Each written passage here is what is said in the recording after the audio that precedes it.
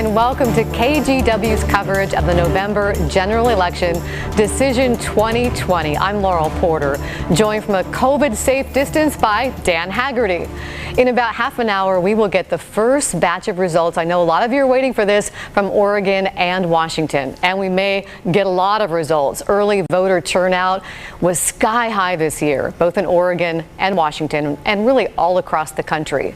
And no wonder, right, considering what is on the ballot.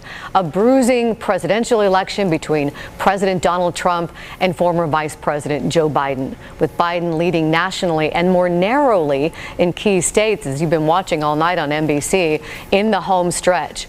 Biden expected to easily take both Oregon and Washington, though, tonight. But locally, there are races gaining just as much attention here, like the runoff race between Portland's next mayor, the race between Mayor Ted Wheeler and challenger Sarah Iannarone. Was less of a story about how close the race was and more about all of the undecided voters who will help determine the winner tonight. And we may finally know who that will be in just a little while. There's also a race for a seat on the Portland City Council between the incumbent Portland City Commissioner Chloe Eudaly and challenger former city employee and political science professor Mingus Mapps. Throughout the night, we'll be relying on projections from either the Associated Press or the Oregonian to determine race results. And Dan, we haven't even begun to talk about the measures on the ballot. We're not just voting on people tonight, Laurel. Many of which, those measures, they will affect people's taxes, their bottom line, the money in your wallet. 4 statewide measures in Oregon, one allowing a cap on campaign donations, a tax hike on tobacco and e-cigarettes, a move to allow psilocybin for medical use. That is the active ingredient in medical mushrooms, magic mushrooms rather. And finally, a measure to decriminalize the possession of certain drugs and boost addiction services. And then there's the big metro measures that could affect your tax rate. 9-figure library bond, universal preschool in Multnomah County. There's a parks levy, a PPS bond, and a metro transportation bill paid for with a hike in payroll taxes. It's also important to talk about the tension, I think, that's going on and going into tonight. I'm just a short walk around downtown Portland. You can tell the story better than I think words can. Everywhere you look, you see what you see in this video here. Businesses boarded up, people preparing for the worst. I mean, after a year of civil unrest and protests that often turn violent in our city, people aren't taking any chances. Yesterday, Governor Brown announced the Oregon National Guard is on standby. They'll be called in to help if necessary. Well, so much to talk about tonight, and throughout the night, we'll also be hearing perspective and analysis from our expert panel, including political strategist and former director of the Oregon House Republicans, Rebecca Tweed, and former voting rights lawyer and chair of the Albina Vision Board of Directors, Rakaya Adams. We'll get their insights into some of these closely watched races. But we're going to kick off our election night coverage, starting with KGW political analyst Len Bergstein, who's also joining our coverage this evening. Len, you and I have covered a lot of elections together going back many years. We were just thinking it was probably 2002 and the year of the woman election. But safe to say this election is like no other, happening right in the middle of a pandemic. How has that impacted this election? Well, you're right. This is an election that you quickly run out of superlatives, unprecedented, unlike anything else we ever had. The coronavirus has really changed everything, both in terms of messaging and also mechanics of campaigns. There's not so much door knocking, obviously, which has been the strong suit of a lot of campaigns in terms of reaching voters, and large meetings and rallies, so that in fact the way in which people campaign is important. But the messaging, in terms of the way in which the candidates talk to and express their sensitivity to the people who are going through this pandemic, is also important, and it's a vision into the kind of leadership that they might have and might pursue.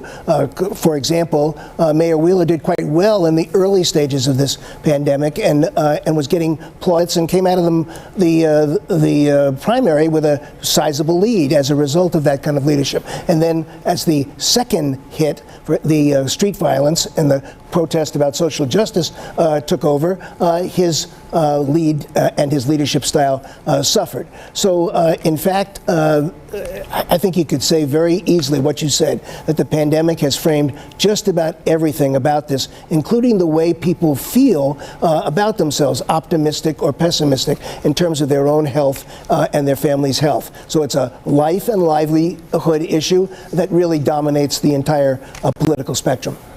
I think it's difficult to know exactly where to start tonight when we talk about races here. But let's throw one out there. I think it would be interesting to talk to Rebecca Tweed and get things started down in Southwest Washington as we look at the 4th Congressional District and the incumbent Peter Defazio, who has been in that seat since the 80s, 1986, a trusted member of that community who has been reelected term after term, but he's now being challenged by kind of an up-and-comer in the Republican Party, Alex Scarlato, somebody who helped thwart a terrorist attack in Paris on a train and then turned out to be quite a charismatic person. It launched him into a bit of stardom. He was on Dancing with the Stars. He had a platform there, and then he starred in the movie that Clint Eastwood did on the very terrorist attack that he helped stop. So he has a lot of momentum as kind of new blood down there in the Republican Party. Is there a possibility that that could be an area where they could find victory in a place they haven't since the mid-'80s? I certainly think that will be a close race to watch this evening. Alec has brought a different energy, as you said, a different momentum, and a little bit of a different narrative to what Republicans have brought to that seat before. In the same way that Congressman Defazio has been there for a long time, we've kind of run some very similar candidates. And I think Alec brings an energy that's very reflective of where the Republican Party is going in Oregon, actually. The amount of money that he's raised, the amount of energy that he's brought to turnout and to folks getting involved in it and the national attention to it, I think it will be a close race to watch. We will be watching it, and we'll let folks know that we expect to get the first numbers coming in right after 8 o'clock when polls close. Thank you, Rebecca. We'll check back with you in just a moment. We're so happy to have Rakaya Adams joining us, your first time with us on election night. Thank you for joining us. What are you excited about watching? What trends are you watching for, Rakaya? Laural, so nice to see you. Let me tell you, this election is really exciting. I know it's been a very stressful time in the country. We're wrestling with issues and new language, new words to describe a new civic understanding about how we relate to each other in public safety. But I'm excited because this is a moment for America to become her highest ideals, not just have it be aspirational, but for Americans alive today to live it. And it's playing out through this election, whether at the presidential level or at some of our local issues with metros, bond issues for transportation. So it feels like we are finally reckoning and wrestling with some of the more divisive issues, and it feels relatively constructive. So I'm excited for this moment. I think about the Hamilton lyric, look around, look at how lucky we are to be alive right now. I really feel that. I'm excited for what we're becoming. We want to hang on to that positivity, too. Look what we're becoming. I love that. Len, what are you excited about? What races are you really watching? I know you and I have talked about the Oregon legislature as well and what's going to happen there. Yeah, most people think about races, they think about candidates running, and we have statewide elections for the races regarding Secretary of States, the State Treasurer, and the Attorney General. Those are big races because they're statewide offices, possibly the next generation of leadership. We know that Kate Brown is termed out, and that will be a governor's race in 2022, so that in fact the race for those statewide races become important both for the positions that they'll hold and also to position perhaps somebody. The Secretary of State's race is immeasurably important. It's a very critical position. The office holder there is number 2 to the governor. They have to safeguard the integrity of our elections, which has become a very big issue this election. And it puts someone in position to really take the banner of the Democrats ahead. I think for us, meaning the viewers watching, it'll be interesting to see if Shamia Fagan plays to the polls. She's supposed to win this. It's a blue state. She probably will win this. The question is how big a margin she carries, whether she performs at or above or below what people's expectations are, which will set the pace for her to come next. So we have the obviously also Tobias Reed expected to win that state treasurer's race against a very formidable opponent, Jeff Goodman, and of course we have our Attorney General running for re-election and expected to win that one. So we've got those races, and then we have the state legislature. And I don't know, Laurel, whether you want to go into any of those, but there are some very key races, not in the metropolitan area, but there are in the collar areas around the metropolitan area that are very critical, and we'll be watching to see what the kind of control that the Democrats exert over the next legislature and what policy agenda they're able to put forward. It's interesting, Len, on just your take with the Secretary of State's race, because the responsibilities of the Secretary of State are pretty bipartisan, kind of the job that they have to do. Party and kind of the leanings there politically don't really play a role as much as they do in some other elected positions. But do you think that people are voting based on the D and the R next to the names here? What do you think is really weighing in on people's decisions on that race tonight?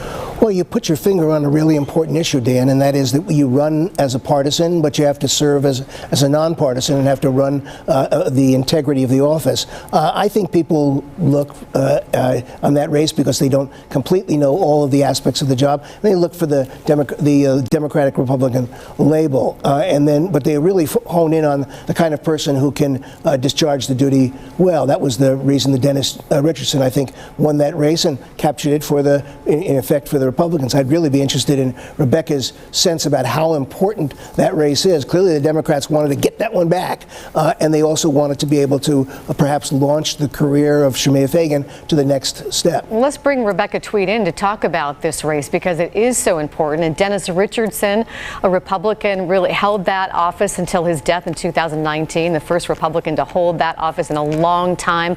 What are your insights in this race between two state senators? It's an open race since Bev Clarno's not running, Kim Thatcher and Shemaya Fagan. Well, thank you for the question, and thank you for having me on. I think this is probably the most significant race in the state right now. And as Len noted, it should be a bipartisan role. It should be a role of looking at paper. But the politics around other things happening in the state right now and what will happen after are really determining I think where voters are going on this. First of all, it's only the second time we've ever had two women running against each other for a statewide position. I think that's pretty remarkable in the place that we are as a society right now, kind of moving towards a different culture and supporting women being in places of leadership in a different role. Oregon's always led there, but to have two women leading for this role, it will be a political position. Not necessarily having to be partisan, but we have redistricting that will happen next year.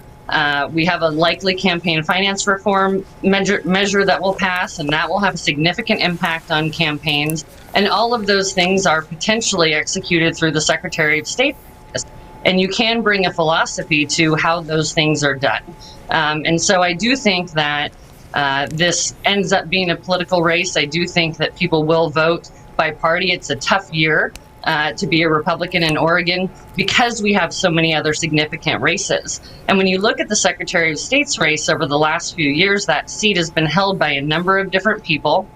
We're midterm for the governor's last term, and there could be adjustments there where the Secretary of State then moves into a governor's position. But we haven't had a stability or a long-term Secretary of State for quite some time. And I think voters are looking at this to say, who's going to be the next person that executes election reform, campaign reform, business policies and audits in a time when we've had major issues at a state level with the unemployment issues. I think folks are really, really honed in on this race. And for me personally, it's the one that I'm most interested in seeing the outcome of tonight. Let's talk about the Republicans potentially seeing a switch in the seat in the Secretary of State's office as we look at kind of other seats they're looking to hold on to. The 2nd Congressional District, of course, the one being left vacant, I guess, at this point by Greg Walden, who's retiring after decades in that seat. And it looks like Cliff Bentz is kind of the favorite at this point against Alex Spencer. Curious about your thoughts of the importance of holding on to that seat. It's extremely important. It's been the only seat that Republicans have held statewide for this long. The only seat that we have in Congress. Congressman Walden held it for 22 years. He's risen to places of leadership, and he represents a huge portion of the state geographically. And I think Eastern and Central and rural Oregon, being Republican, being a majority of Republican voters over there, are looking for somebody to be that voice. And a switch after 22 years is big. Senator Benz has been in leadership in the state for 12 years. I think he's expected to be the favorite because he reflects the values. He won a primary pretty significantly against a number of very good competitive candidates. And so I think for Republicans to be able to hold that seat, especially looking into redistricting coming and the potential for another congressional district, it's the only seat Republicans have, and to have a voice in Washington, D.C. I know that Cliff Bentz is not taking anything for granted. He's been campaigning very hard against an opponent who's doing the same things. But the dynamics of that district, of that congressional district, are more conservative, and I think they will lean that way to have that representation. Boy, but it'll be a shock for Cliff, who's been a great state legislator, to go back in there and be really a backbencher in the minority of the minority. It's tough to be a congressperson in the minority. Walden was a different person when he was in the majority and was able to go into the White House and kind of get some things done than when he was just a minority member. And so it'd be interesting to see the shock that Cliff goes through if he wins this race tonight, and if he goes back to a even greatly reduced Republican minority at the state in the U.S. Capitol. Let's bring Rakaya Adams back in here. And Rakaya, I wanted to kind of explore with you a little bit the role of the younger voter, Gen Z, the 18 to 23-year-old voter, more ethnically diverse, very engaged. What role do you think they're playing in this election? Huge influence. There are the Gen Z folks who are old enough to vote, casting their first presidential vote, which is really important. But this generation, more than voting, has taken on civic engagement as a binding force in their entire generation. I'm not sure that they're dogmatic about party, but they certainly are deeply enmeshed in the American political system. So I'm excited to see their influence. I think they're starting to signal what kinds of issues we'll see for the next 10 years that will be important to them. Issues related to climate change and transportation. We're seeing a lot of ballot measures for new taxes, so I think we'll have a pretty significant conversation about taxes over the next couple of decades. These young folks care more about taking care of each other and Commonwealth. They express that through the desire to fund programs that allow people to be educated, to have housing, to have their basic needs met. So I'm really excited to see this young generation that was nursed on Parkland and on Trayvon Martin and on all of the social justice movements of the last decade. They've come of age during that period of elevated activism, and to see how that will be reflected in voter turnout, their opinions about taxes, their opinions about statewide cohesive issues. I'll be really interested to see how they engage with us. But even the young folks who are not old enough to vote yet are clearly influencing their parents. They're influencing me. I'm starting to think a lot about climate change and what I have to do personally and what we have to do from a policy perspective to meet their expectations. So this is a very exciting time to see them step forward at such high turnout numbers and express an entirely new view. Entirely new. A lot of pollsters have really felt that maybe the Gen Z, the younger voter, may really play a role in some of these local elections, particularly the mayor's race. I want to bring Pat Doris in to talk a little bit about the mayor's race. Everybody's waiting to see what's going to happen with that, Pat. Well, it will be fascinating because, back in the primary, Ted Wheeler almost won this thing outright. But then there were the protests, and then there were the riots, and then there was a lot of criticism. And Sarah Iannarone has really been ratcheting up in the polls. And so I think this will be a real nail biter tonight. And you were talking about the young progressive voters, and I think that's going to be one of the keys for Iannarone. Were they able to mobilize enough of those folks to actually get their votes in?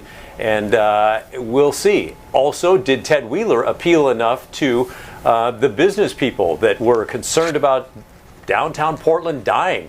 I was told that in the last 2 or 3 weeks, he has done a lot of very concrete things, and so the business leaders down there are feeling much better about it. But I don't know, did that spread far enough to make a difference to help him make up for some of that confidence that was lacking? We'll see. It'll be a real interesting first glimpse right at 8 o'clock. I think we're going to get a really good idea how this is going to go. Pat, I'm curious. Typically on a night like tonight, you would be kind of hanging out in some ballroom somewhere waiting to get results, and a whole packed crowd of people waiting to hear either a disappointed or an excited candidate talk over the microphone.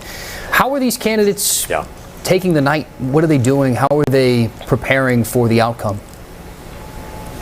Well, I know that Iannarone's folks, and I'm not sure if she's with them or not, to be honest with you, but I know that there's a gathering of about 25 people in the St. John's area. They say that it's socially distanced and everybody's, doing the appropriate thing. So that's going on there. I think Ted Wheeler probably maybe has a couple of folks with him. But with COVID, everybody's doing the socially distanced thing. So it is a lot different. But you're right. Like when I was covering the Democrats, I mean, this would be the night everybody would gather at the Hilton Ballroom, for example. And you'd have everybody from the city to the county to the legislative people to the statewide people. And they were all gathering there for a big celebration and a party. Tonight, I think it's just very muted, and people are kind of in discrete areas and maybe coordinating over Zoom or the other platforms, but it's certainly different here and all over America, I think. Let me come in on this if I can, because the mayor's race is really important. I know, Pat, you've covered it a lot.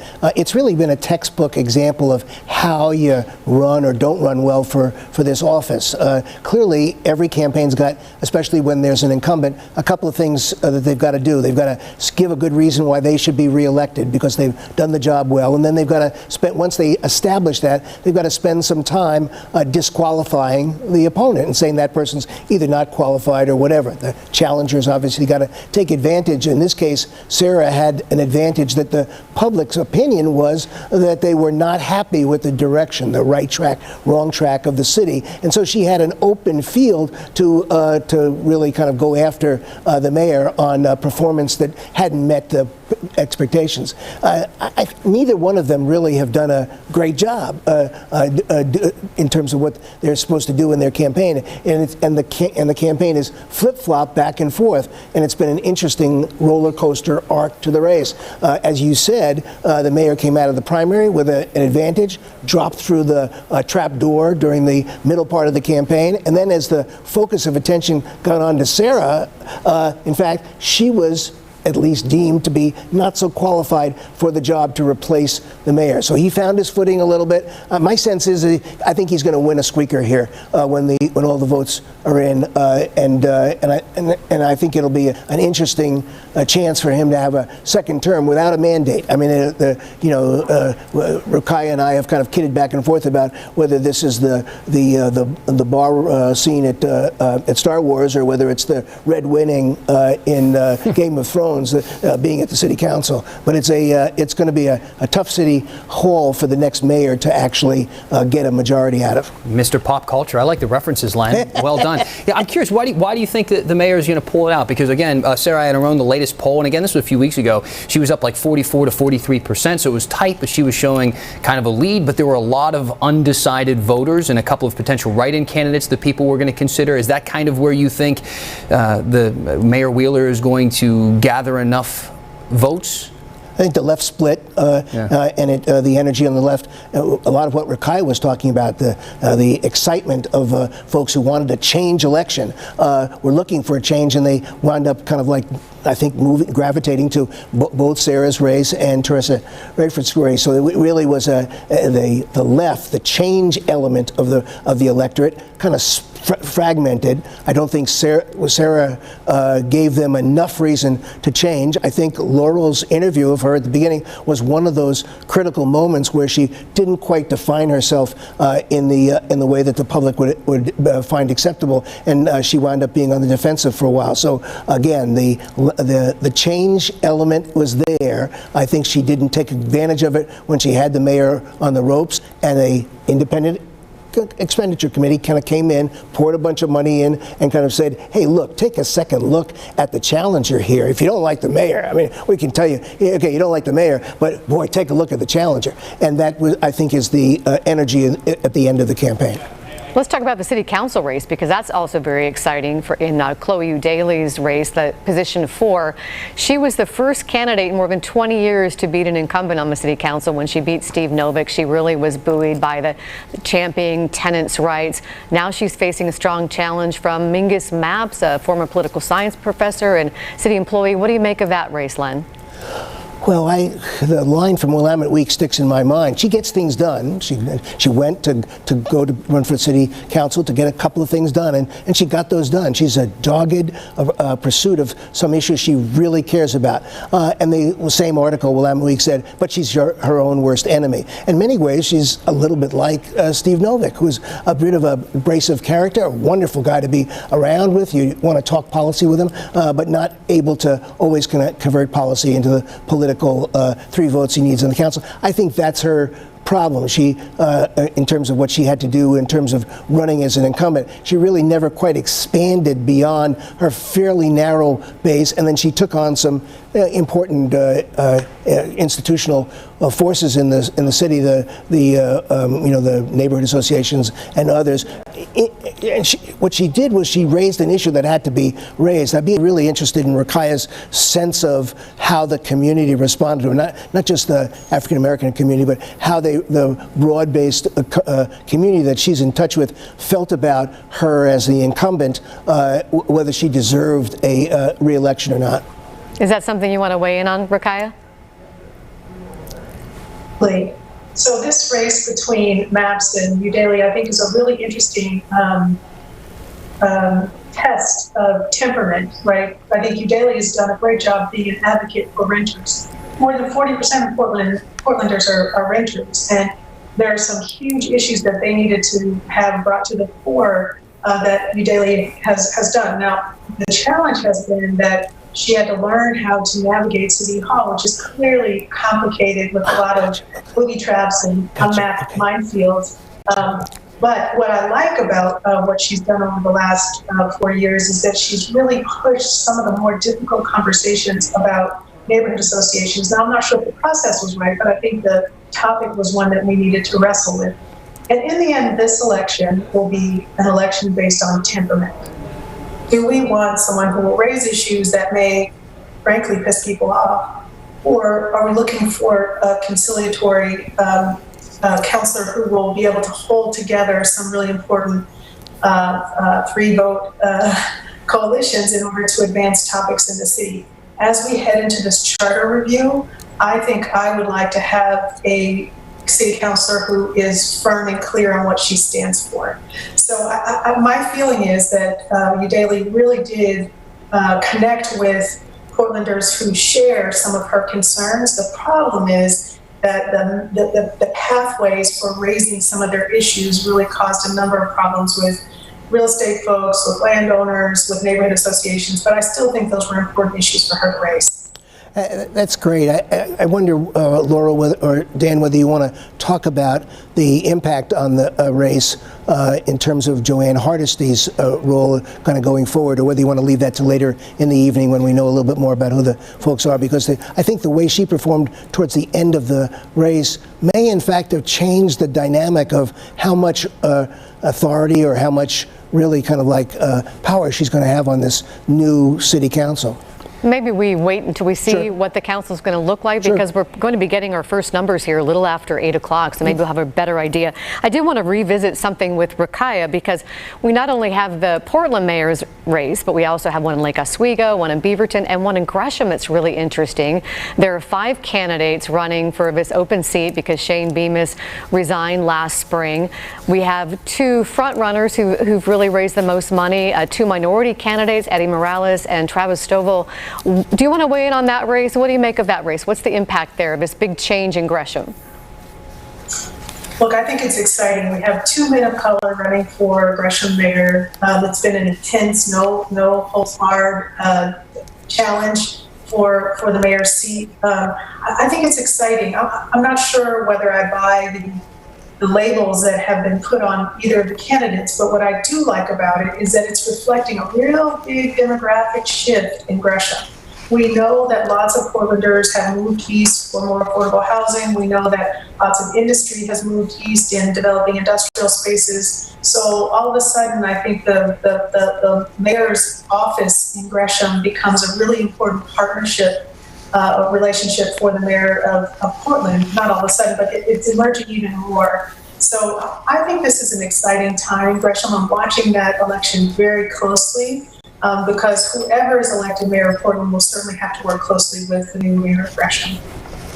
Rebecca, I wanted to ask you about something that I think all of our viewers have really noticed. Wall-to-wall advertising and a lot of negative advertising. Have we seen more than usual?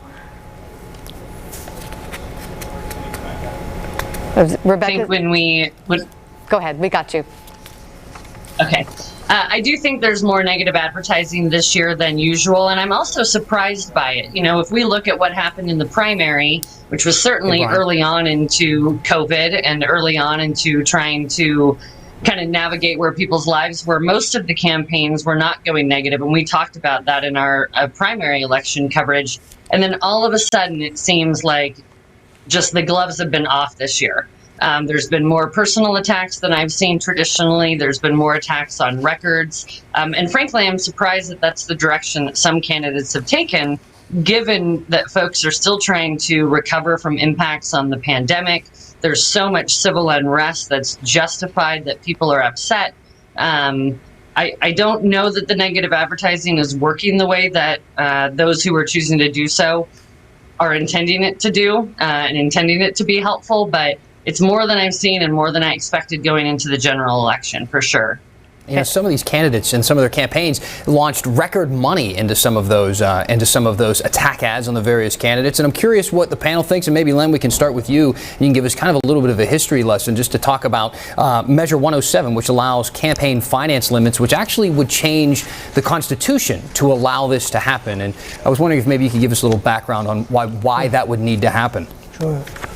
Oregon's had a love affair with the First Amendment and connected campaign contributions with free speech. So in fact, the courts have always said you can't touch those limitations or expenditures because you're taking away someone's right to express themselves in a campaign. A couple of measures passed, one in the city of Portland, that attempted to change that. And in fact, the court changed its mind and said, well, maybe we can have some limits. Maybe that's okay to do. And so they kind of tossed it back and said local governments, legislatures, referendum and initiatives could in fact place some limits, and that wouldn't violate the First Amendment, our constitutional free expression rights. So in fact, let's open the door, assuming that this one is going to pass, and I think Rebecca alluded to the fact that it would, because there really hasn't been much of a kind of an opposition to it. So you then kind of toss it back to the devil's in the details part of the problem. What do you do about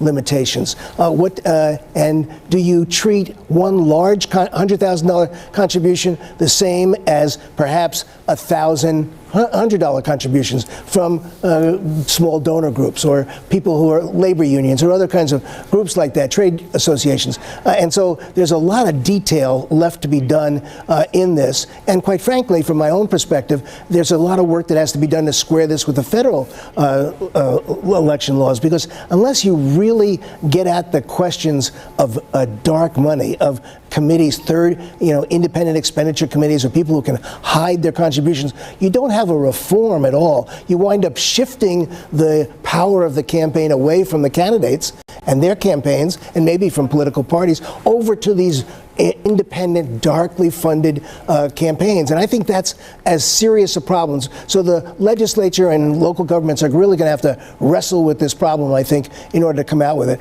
And I know both of our other panelists have had kind of some experience with this and kind of thinking about it. I think we've got some good thoughts. So I'd be interested in their thoughts too.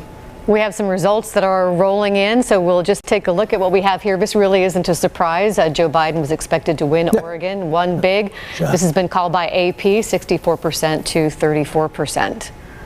Do we have any other results that we can share Well, so far? We could revisit the results. Yeah, shocking there. We could revisit the Measure 107 results. Do we have those up on the screen just a moment ago?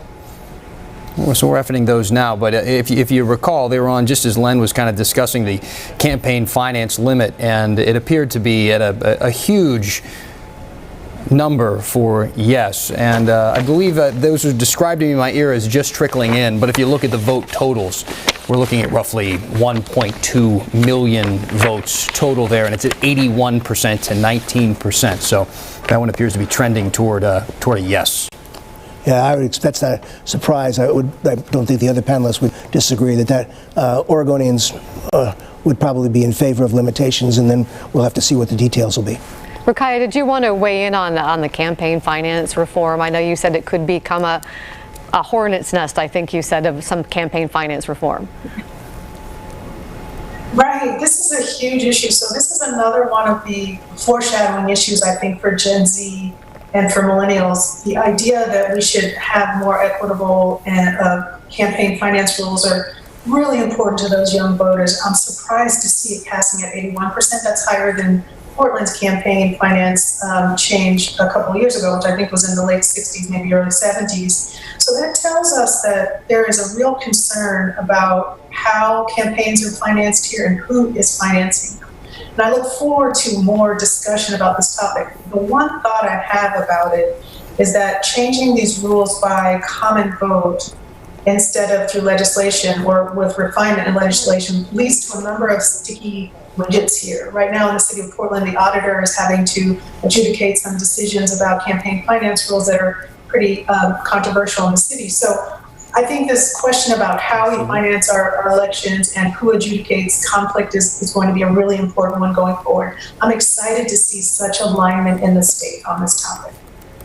We apparently have some new numbers in on the Portland mayor's race. So these are just the, I guess, the initial numbers. If we can get those up on the screen, the mayor's race here in Portland between. We do not. Do we know when are they coming in soon? Okay, they're up on the ticker. I can't quite see.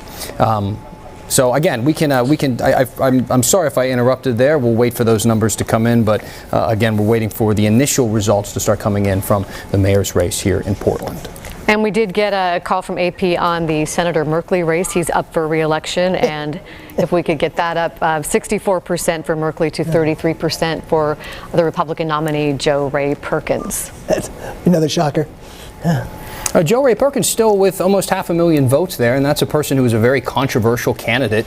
She frequently brought up QAnon as part of her platform. She was closely tied to kind of the policies and the rhetoric narrative from the Trump campaign, which, of course, as we saw from just the voting not long ago, Oregon didn't support, at least in favor of Joe Biden. So any surprise there that she competed as well as she did against an incumbent with such a long track record like Jeff Merkley?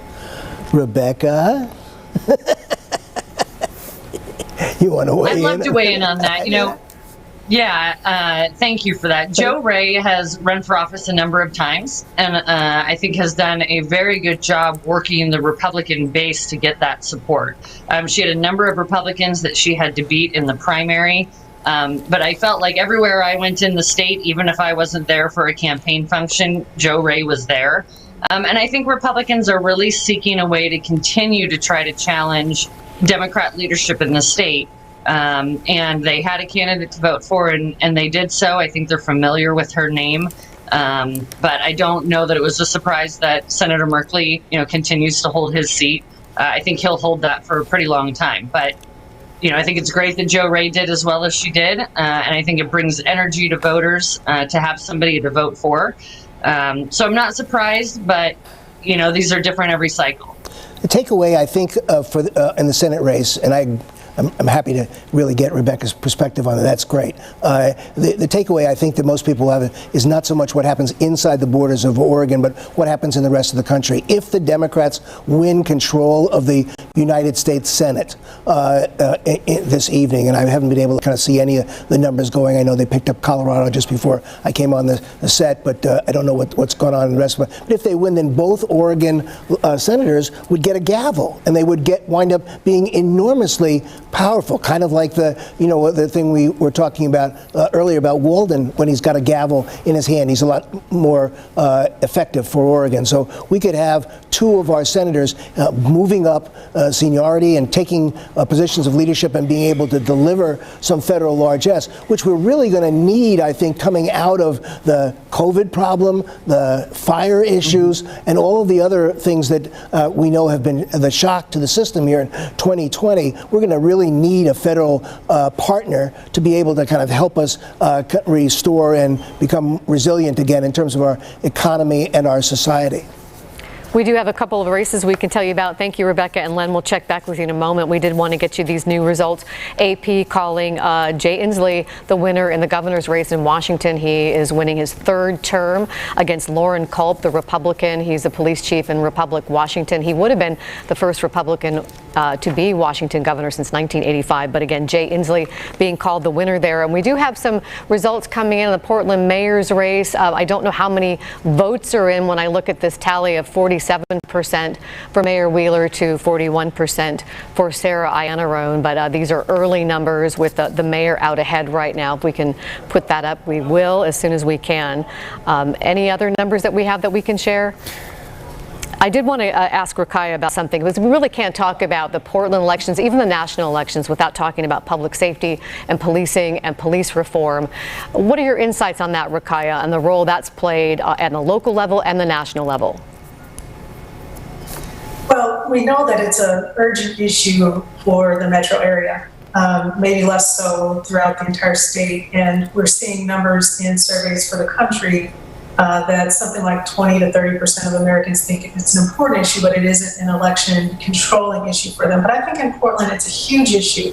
For whoever becomes mayor, there will be the big challenge of moving the discussion past policing the verb to public safety, the noun, which is something that we can all share, that we all want to achieve. So I think that will be one of the biggest challenges facing Portland's mayor, both from a budget and resource standpoint, but also just a management standpoint.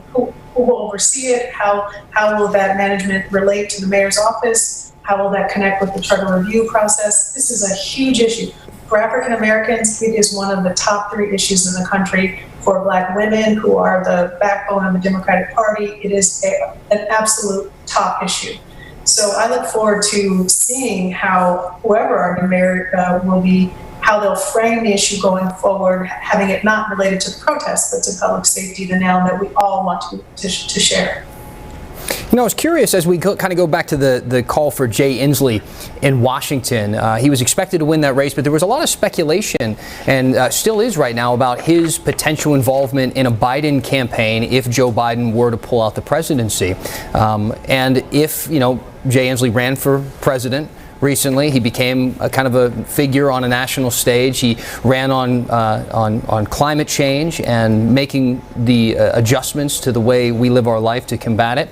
And there is some speculation that he may leave the governorship to join maybe as a cabinet position with Joe Biden if he were to win. And that has made the lieutenant governor position and the race for that position to be all that more interesting. Just wondering your thoughts on that, and if it's something worth speculating about, or if we're only doing that because the lieutenant governor is also being run for right now.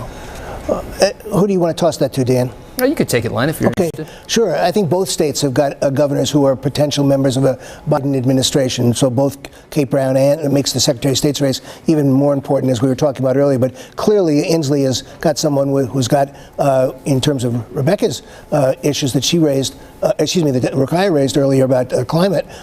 Clearly, that's been the way he's run and the way he tried to run for the presidency. Denny Heck is just a delight. I mean, he's been a kind of a long-standing person in Washington state politics. He was governor's top aide. He was a top lobbyist. He was a congressman for a while, and really was on a lot of the cable shows a lot because he's very able to describe issues.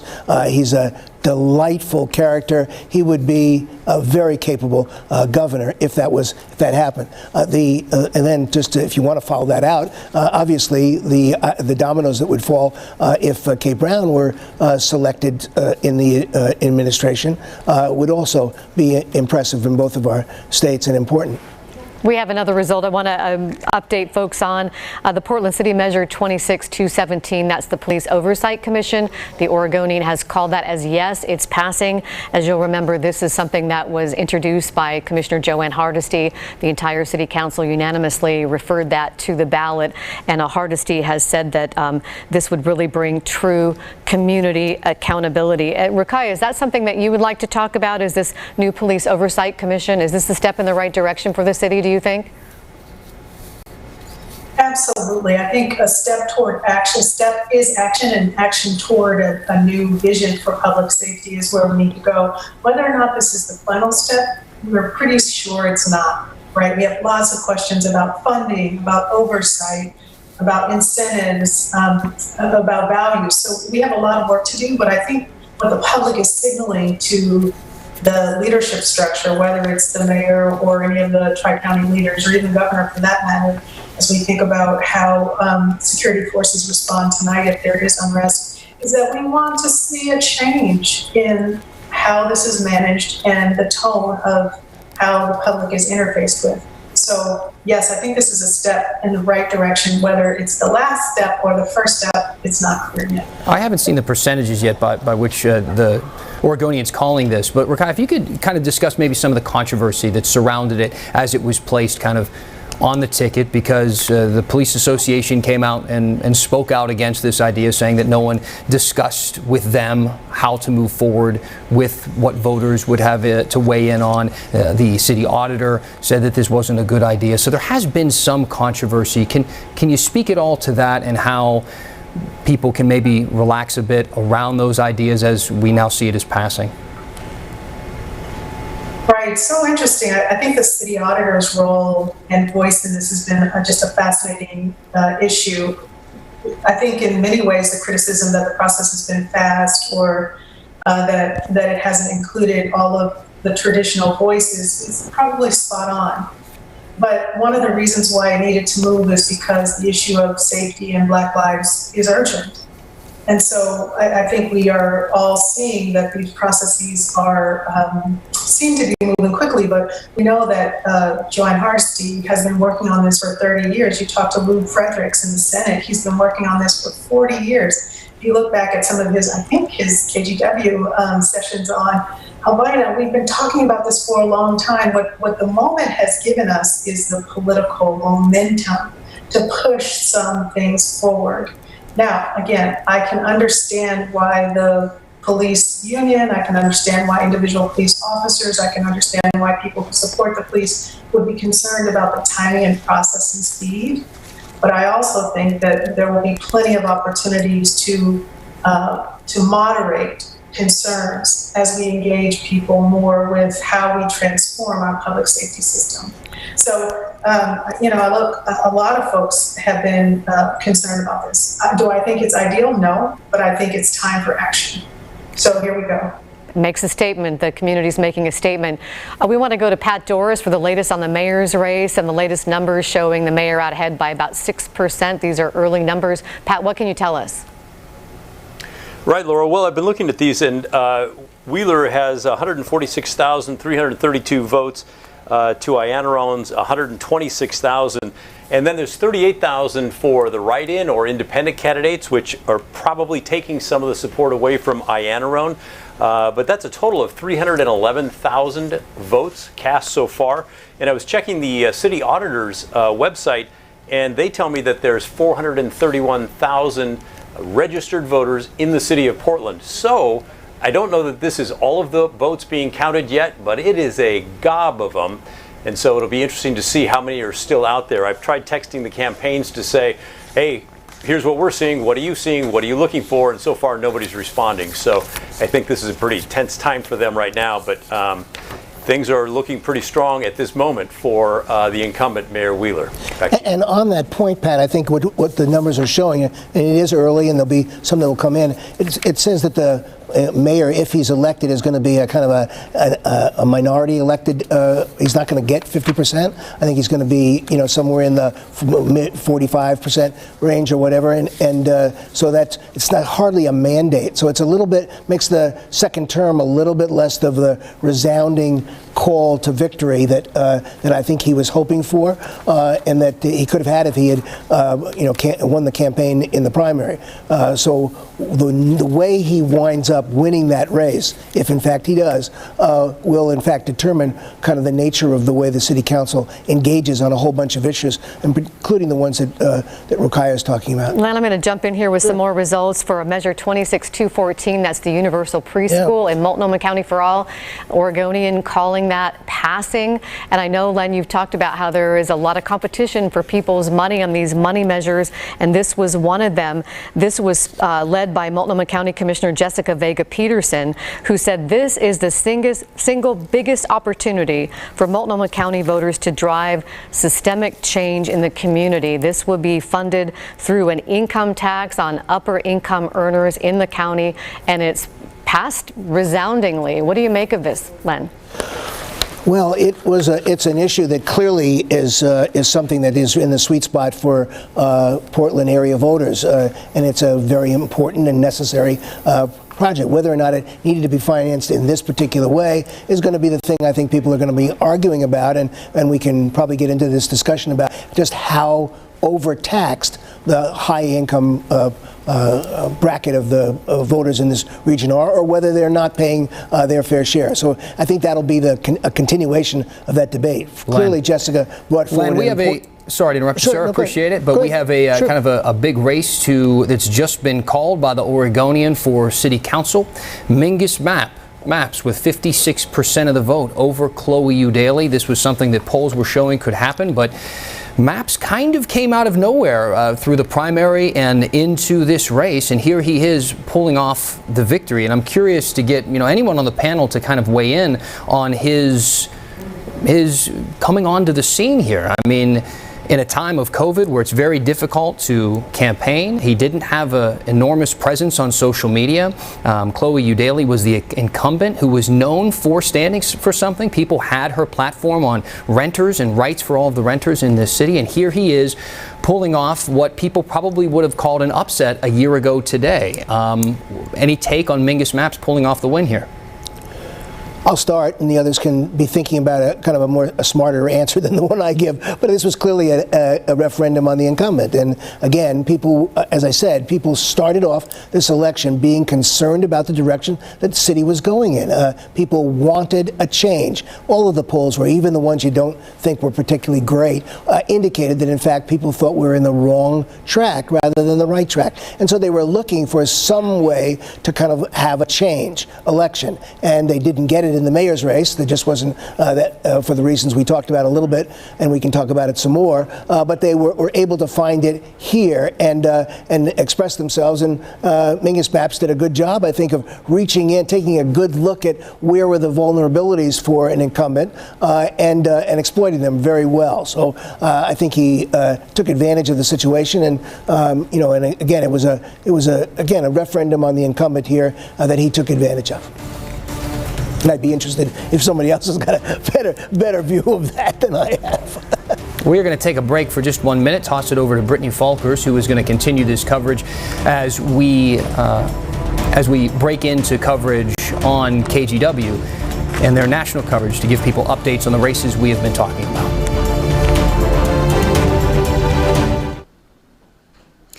Hi, I am Brittany Falkers from the KGW Newsroom. I'm here with continuing coverage for our local election results. I'm also keeping a pulse on social media tonight. So much of this election cycle has been played out on social media, Twitter, Facebook, Instagram. So I'll be keeping an eye on your reaction and candidates' reaction as well. As you just heard, Mingus Mapps taking the position there, winning that election against Chloe Eudaly for the Portland commissioner seat. We'll have more on that, continuing coverage and elections as we continue on. You see the Oregonian calling this race with 56% going to Mapps. Chloe Daly, the incumbent in this race, with 43%. We'll continue, like I said, to give you some expert analysis from our crew with Laural and Dan in just a few minutes. But of course, so many races, so many measures, and a lot of them impacting you here at home. So let's get to some of those statewide measures that we voted on today. And we're going to start with 107, which would allow campaign finance limits. Right now, people or corporations can really give as much money as they want to campaigns. So if this measure is passed, it'll amend the Constitution, allowing laws limiting political campaign contributions, requiring that political campaign contributions and expenditures are disclosed, and it's going to require political campaign advertisements to identify the people who paid for them. And as you can see right now, a really resounding yes to this 77%. Now, as we were talking to Len Bernstein before, this has been a tough measure to pass with these campaign finance contribution laws. This time, 77% yes in this race as we are standing right now. Let's move on to Measure 108, another statewide measure here in Oregon. This one on tobacco and vaping.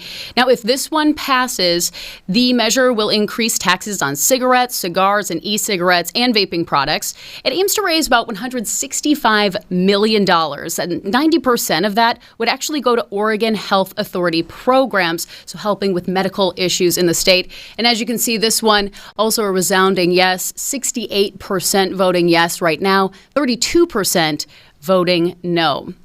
All right, and now let's go on to Measure 109. Of course, this one is a really interesting one that we have talked a lot about, psilocybin treatment. It's really interesting, and it's commonly referred to as magic mushrooms here. And you can find a really good breakdown of what psilocybin actually is and what Measure 109 it would do on KGW.com. So definitely take a look at that if you're interested in learning more about that. But basically, it allows the manufacturing, delivery, administration of psilocybin at supervised licensed facilities, and it would impose a 2-year development period for that to happen. Right now, we're at 58% saying yes, they want that to pass, 42% saying no. We've got Measure 110 as well. This would be dealing with drug decriminalization. Right now, 61% say yes, 39% say no. Dan and Laural will be back in just a couple of moments with more local election coverage.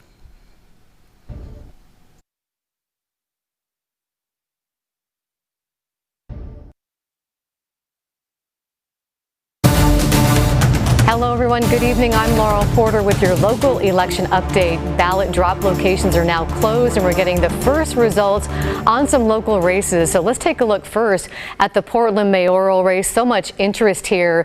Incumbent Ted Wheeler has 47% of the vote. That's a lead over his challenger, Sarah Iannarone, who has 41%. These are still early numbers. Nobody's been called the winner in this race yet. The write-in candidates also getting 12% of the vote, so big chunk there. Portland's also electing a new city commissioner for position 4. The Oregonian is calling this race for challenger Mingus Mapps. He'll be the new commissioner, beating incumbent Chloe Daly, 56% to 43%. We're hoping to get Mingus Mapps on the phone over on KGW.com soon. And now to the Washington governor's race, where Jay Inslee will win a 3rd term against the Republican Lauren Culp, who is the police chief in Republic, Washington. Now let's check in with one of the most tightly contested races. This is Washington's 3rd congressional district. This is a rematch from 2018, where Jamie Herrera Butler is out ahead right now with 54% of the vote to Carolyn Long, the Democrats 46% of the vote. Herrera Butler only beat Long last time by 5%, so it's a much wider margin right now. But again, these are early. Let's check another close race in District 4, which covers Corvallis, Eugene, and Southern Oregon, where the incumbent Democrat Peter Defazio is fighting for his 17th term in the Oregon House. He is the chairman of the Transportation and Infrastructure Committee. He is, this is a rising star. Alex Scarlatos, the Republican, right now, 10 percentage points, keeping them apart, 54 to 44%. Defazio winning, but again, this is has not been called yet. Here's another race, Measure 107. This would amend the Constitution, allowing laws placing limits on campaign contributions and expenditures. The Oregonian has called this measure as passing by a whopping margin, 77% of the vote saying yes. Measure 108 would increase cigarette and cigar taxes, also establish a tax on e-cigarettes and vaping devices. The Oregonian has also called this measure yes. 70% of the vote, almost 68%. And Measure 109 would wouldn't actually legalize it, would make access to therapy to psilocybin or the psychoactive mushrooms to be used at supervised licensed facilities. The Oregonian has also called this measure as passing. Measure 110 decriminalizes the possession of small amounts of drugs and creates addiction and recovery services. That also has been called as passing. Thank you for watching this local update. We'll turn it back over now to NBC News for more national coverage, and we'll see you again at 8:56.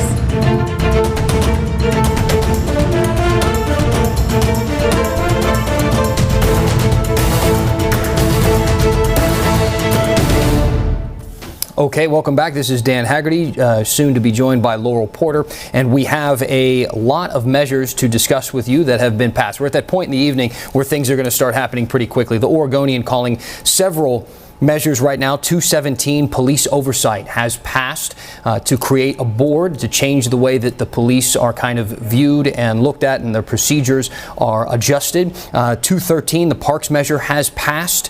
110, there is a measure on drug addiction services and the decriminalization of certain small drug crimes that are going to be decriminalized. 109, the mushrooms bill has passed. The cigarette tax 108 has passed.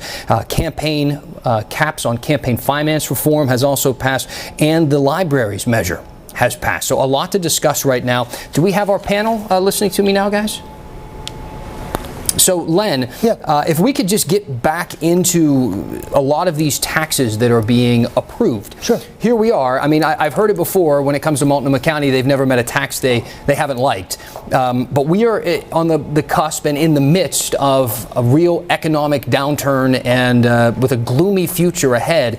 Yet a lot of these are passing. Are you surprised by these taxes being approved, even to the libraries bill, which looked like that measure was initially looking like it was going to fail, yet here we are, it passes. Yeah, particularly on that one, they had a 39% yes vote to 44% no in one of the earlier polls that was out. So in fact, there was some shock. The library forces in support of it put up a couple of ads and a mailing, and I think rescued that, brought that back in. People liked the libraries, and there was some internal, I think, the startup of that campaign that was some controversy rather than anything that had to do with whether or not the voters would accept it. So we've got, let's just get rid of all the statewide measures we talked about. Obviously, if you don't run a campaign against something, it's likely going to pass. So all the statewide measures we've been saying from the beginning were probably going to pass. So all the ones you mentioned were. In terms of the tax issues, you raise a very big and important point. There's a cliche that says the tax that's easiest to pass is the one that somebody else pays. So people who run tax campaigns spend a lot of time trying to figure out and drawing lines underneath those kinds of voters who in fact would not be affected, so that you wind up having the majority of voters not being affected by a tax. You're going to tax the high wealth folks or the large businesses, and that works until it doesn't work anymore. And I think we're going to see in the Metro Transportation Tax a case where that may not work in this case, particularly in this environment. But the point you make is really important for the points that Rukiah was talking about earlier on, and that is, what's the debate that we're setting up for the state to go forward? How do you in fact help to kind of create an agenda for moving forward if you've used up all of these tax measures and you've in fact split the community, or you've kind of alienated your business community? I mean, if you go after Nike and Intel continuously, at some point that's going to have a negative impact on our ability to be economically resilient. So I think the surprise to me was the number of these measures that got put on the ballot, following up the the legislative tax measures like corporate activity tax, the question about the, there's a run of those taxes that were put on.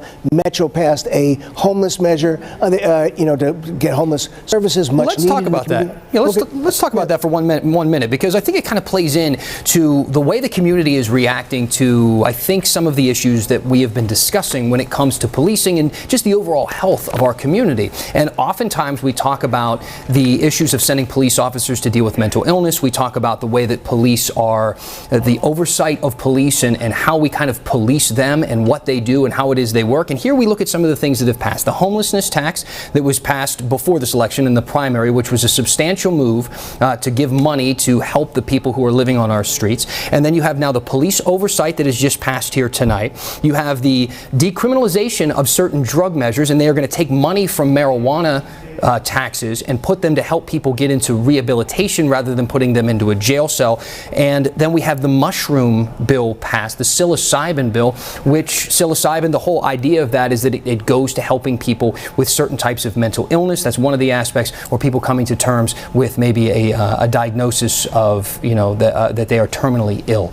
But we're looking at things that are dealing with the things society are saying could be treated differently. And, Len, you could weigh in. Rakai, I'm also interested in your feedback on that. When you look at this collection of bills and the way the community has spoken on these and what it could mean for this area moving forward.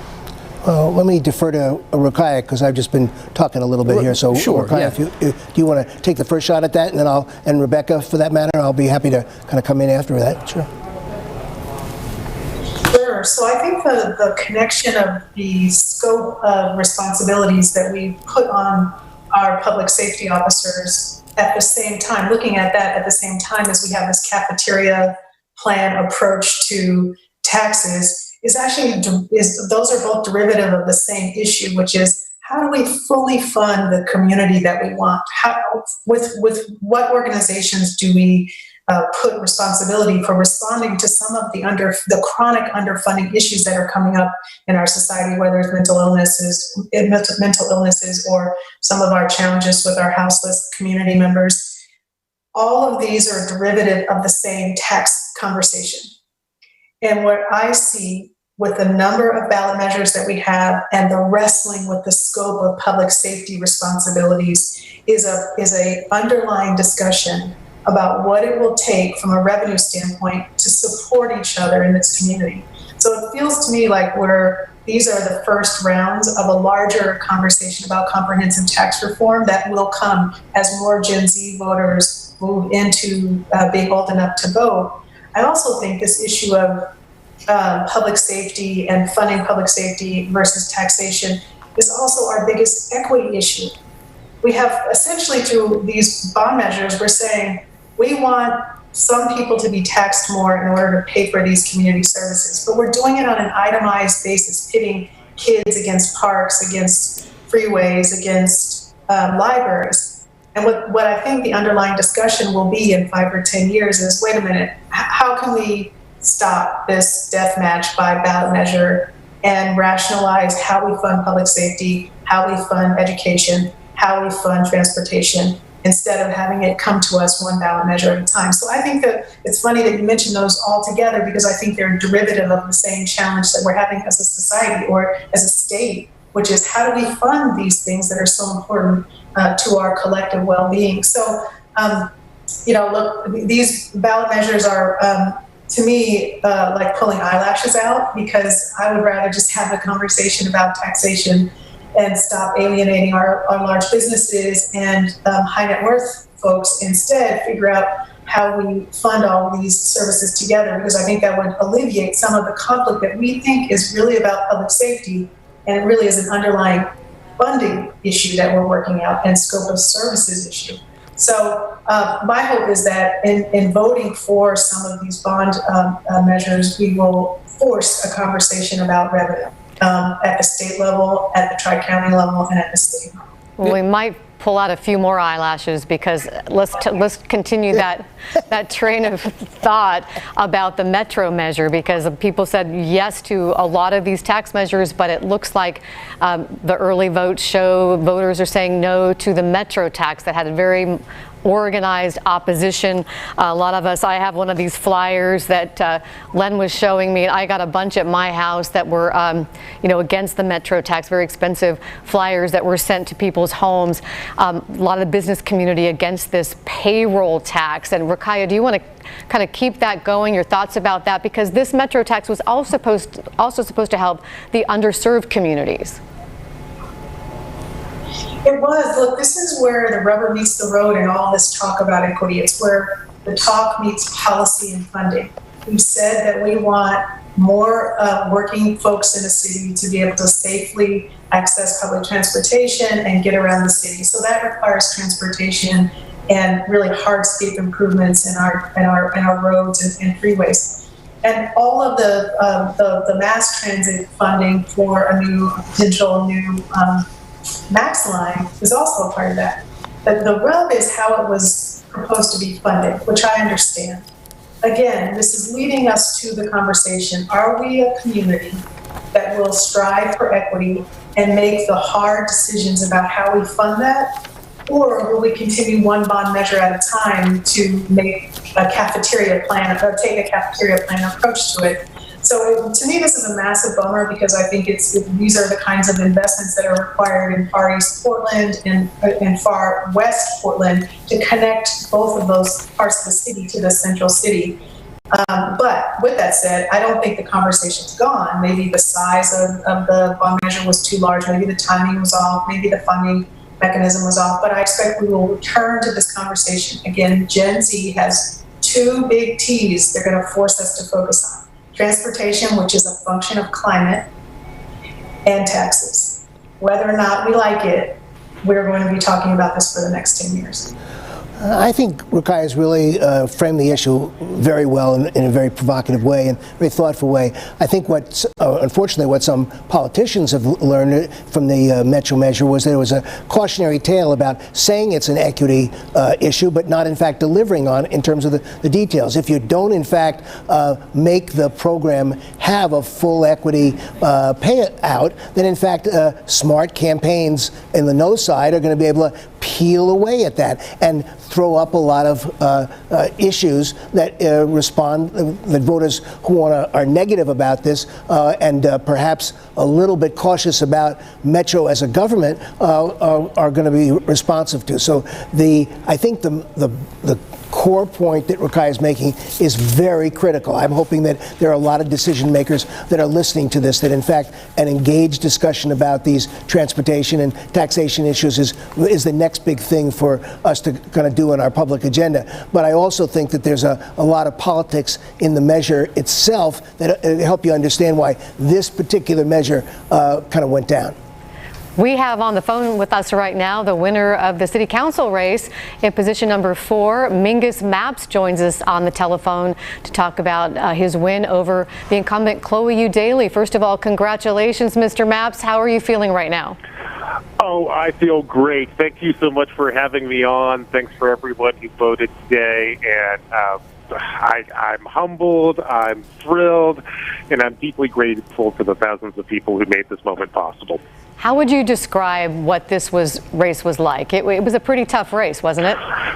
Oh, yes. Well, this is one of the most remarkable campaigns literally in American history. One of the things that you have to remember is that we started out in the pre-COVID world and we ended in one of the darkest moments in the COVID epidemic. So we had to reinvent ourselves basically every 2 months. And obviously the politics of our city right now are tense and strained.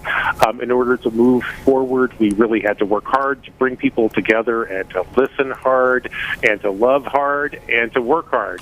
But all of that worked out well for us, and I can't wait to get to work for the people of Portland. Well, help us understand your priorities as you join this new council. Sure. Well, I think first off, we have to conquer COVID. We need to work together so we can open up our businesses, our schools, and I think also our hearts. I want to get, when I'm on council, I'll focus on ending chronic homelessness in our city and building more affordable housing. I also think it's incredibly important that we protect our environment. I have an agenda for fundamentally reforming how City Hall works, and I want to make Portland a city where Black lives matter. You want to see the city form of government change, right? Absolutely. I think one of the most important things Portland can do to live up to our slogan, which is a city that works, is to direct city council to hire a city manager to coordinate services across our city bureaus. Portland is famous for our siloed, inefficient form of government. It's time to turn the page on that. I also want to increase the number of seats we have on city council so we have a more diverse and more representative city hall. And I want to change the way we fill those seats. Right now, everyone who serves on city council runs citywide. I think it's time that we have neighborhood-based electoral districts. That way voices from every corner of the city are represented at the table when City Hall is making policy.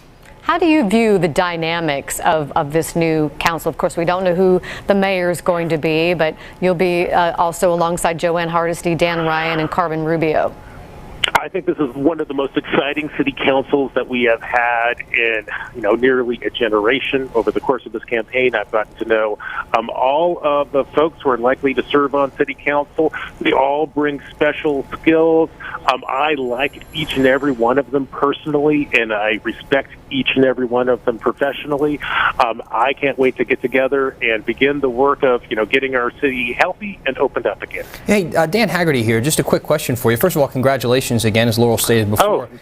But thank you. I'm just curious, how you feel now winning, because again, as you mentioned, it was a lot different when you decided to run compared to the environment that you're moving into now. And we just saw with Dan Ryan, who, shortly after kind of taking the seat, there were people protesting outside of his house. You're entering at such a contentious time.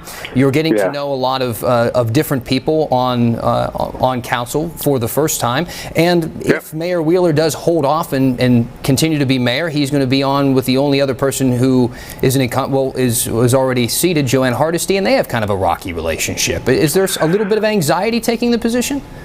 Well, I fully appreciate the magnitude of the challenges that we face.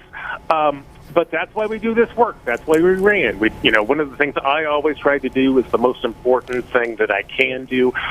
One of the things I saw about 2 years ago is that the most important way I could give back to the city was to get more deeply engaged with how City Hall works. I trust each and every person on city council, including the people who may not agree with me on every issue. In fact, I guarantee you, all of us are going to disagree on some issue over the course of my first term. That's okay, as long as we communicate effectively, we use reason, and we use evidence, and we use trust. I think that we can move the city forward. In fact, I've bet my career on it. We have an expert panel with us. Len or Rakaya, would you like to ask Mingus Mapps a question? No, not a specific question. This is a night when you're supposed to enjoy the election victory and obviously express the hope and optimism that you've expressed. I am interested in what part of the homeless issue or you want to attack first. What is it that's left to be done in terms of the pieces that are in place now but need some more work? Well, sure. I think we have to think of short-term goals and long-term goals and medium-term goals. In terms of short-term goals, I'm deeply concerned about the people who are sleeping on the streets right now, especially as we are reaching the peak of our COVID crisis. I think we need to reach out and get our houseless neighbors sheltered in a way that is safe and healthy.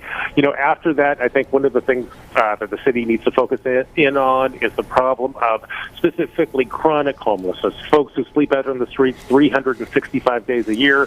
We think there are only about 4,000 folks who fall into that category. Let's focus as a city on helping those people. If we do that, we can end the tradition of street camping in Portland, and I think we can take much better care of our neighbors. And then after that, one of the things that I think is most important is that we keep people from falling into houselessness in the first place. That's one of the reasons why we need to build more affordable housing. I have agendas and plans for discussions about how we can pull together the community to accomplish all of these goals. Rakaya, are you still listening? Would you like to ask Mingus Mapps a question? I would. Congratulations. Thank you. Commissioner Mapps. So excited. So tell me a little bit about your view on PBOT. So Commissioner Daly was an amazing leader of PBOT. So what are your thoughts about taking over that bureau? I'm very excited. Well, number one, I have no idea which bureaus I'm going to get. I don't even know who the next mayor is going to be, but I'm awfully excited to give that person a call tomorrow morning and begin the discussion about how I can help the city move forward. I would love to join the PBOT team. I think they do incredible work.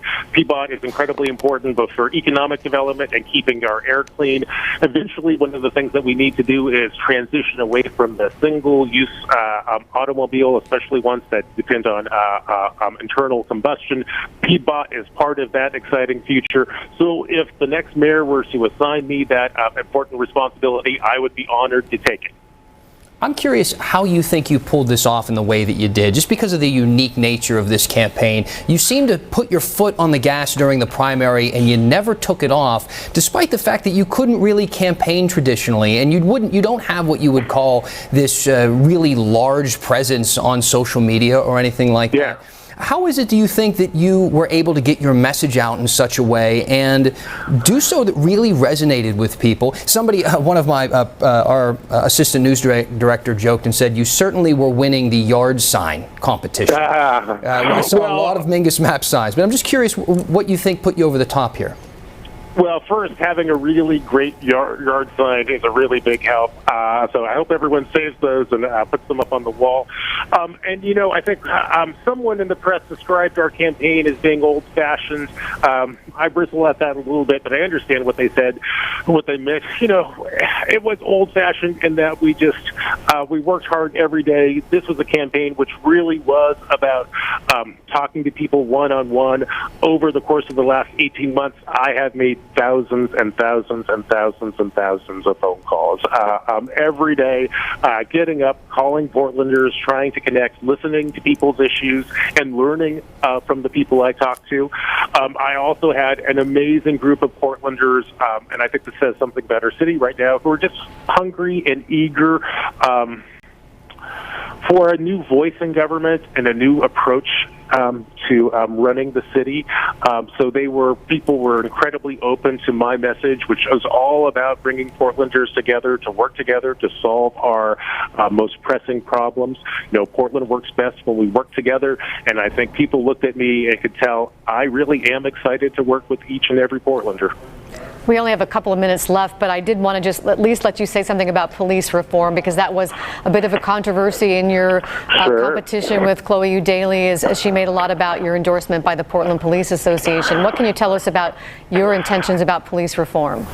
This is one of our top priorities. I think one of the lessons of the last several months is that Portlanders demand police reform. We want we want an approach to policing which is less militarized, which has a greater emphasis on prevention, and that focuses in on rehabilitation. I believe in that too. I'm excited to be part of the discussion as we pull Portlanders together to think about how we can go about building a public safety system which reflects our values. And, you know, I think the way we do that is not by abolishing the police department, but I do think that what we need to do is to start with a clean sheet of paper. We need to think about the kind of public safety system that we want, and then look for the programs that will get us there. And some of those programs may be related to the police department. Some of them might be completely outside the police department. And I think that one of the ways that we prevent crime is not by having more police, it's by having more prevention programs. Mingus Mapps, thank you for joining us here on the telephone. Once again, congratulations on becoming the newest city commissioner on Portland City Council. Well, thank you so much. And thanks everyone who voted today. You are what democracy looks like. We look forward to talking to you in the future. Thanks again. So, thank you. Just a minute left, panel, but with the city council, it's going to look quite different, isn't it, when everybody's sworn in January? Len? Yeah, it's an interesting. It's always been a game of threes. You have to get in order to do any policy, you've got to get 3 out of the 5 until Mingus is successful at kind of changing the numbers and so on and so forth. So it's a game of threes. And if you look at the council now, again, taking the way the race looks in the mayor's race, it's hard to see specifically 3 consistent votes on policy. It's really interesting. And most recently, particularly at the end of this last the campaign, Dan Ryan kind of threw a whole, kind of a ringer in or a hand grenade into the middle of whatever the metaphor is, by splitting from the person who I think most observers thought was his closest ally in terms of Joanne Hardesty, by splitting from her on the $18 million cut. So the question of where the 3-vote consistent majority lies is up for grabs in the city council. All right, Len, thanks. We're going to hand it off to Brittany Falkers in the newsroom as we get ready for another cut-in update on KGW. We'll be back in a few minutes.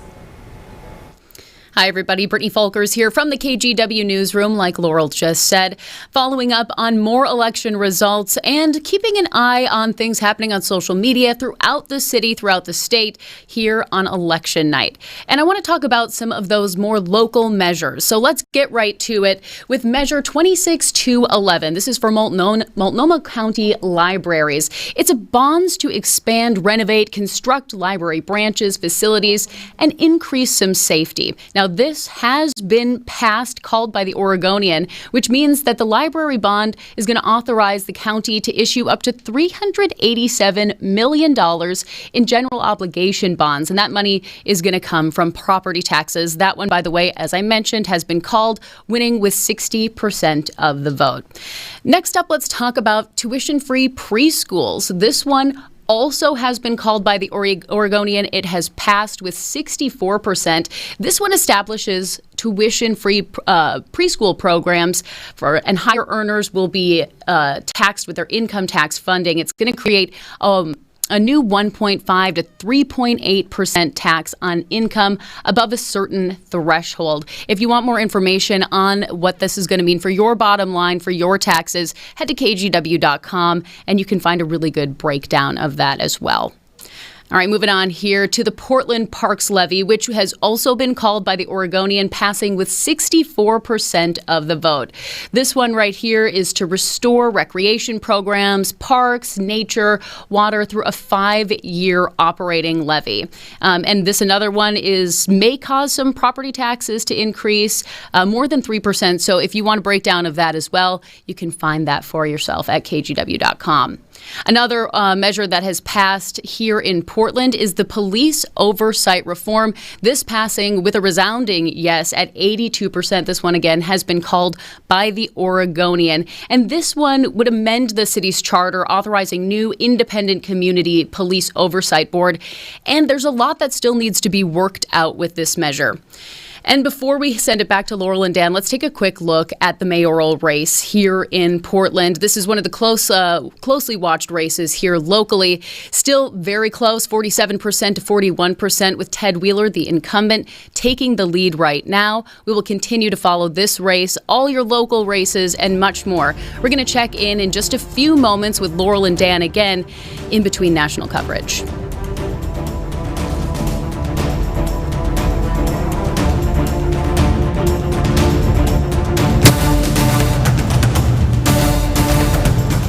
Good evening. I'm Dan Haggerty with your local election update. Results of the biggest races in Oregon and Washington continue to roll in at this hour. We want to start with Portland's mayoral race. Incumbent Ted Wheeler has 47% of the vote. That's a lead right now over his challenger, Sarah Iannarone, who has 41%. The write-in candidate also getting 12% of the vote. We have Pat Dorse, our reporter, following this race closely for us. Pat. Well, Dan, that write-in may make the difference in this. We'll see. There could be as many as 34,000 votes left to be counted, and the candidates are only 20,000 apart. So Iannarone does have a path, but she needs to win a majority of those votes that are still uncounted. Her campaign put out a statement saying, well, those are the progressive younger people, and they typically are late getting to the ballot. So they believe they still have a chance. They say this race is not over, but things tonight, right now, are looking pretty good for the incumbent Ted Wheeler. Back to you, Dan. Happens with those remaining votes. Pat, thank you.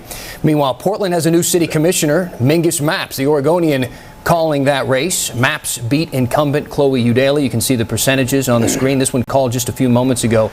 Mapps winning this race 56% to 43%, making him a new member of Portland City Council.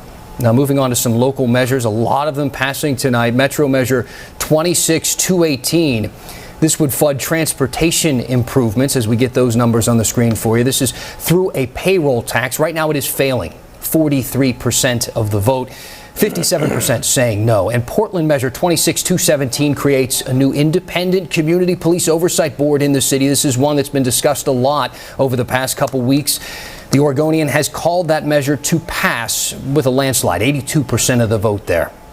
Now, we're going to continue to keep you updated on all of these measures. Of course, you are watching the national coverage right now from NBC, but you can continue to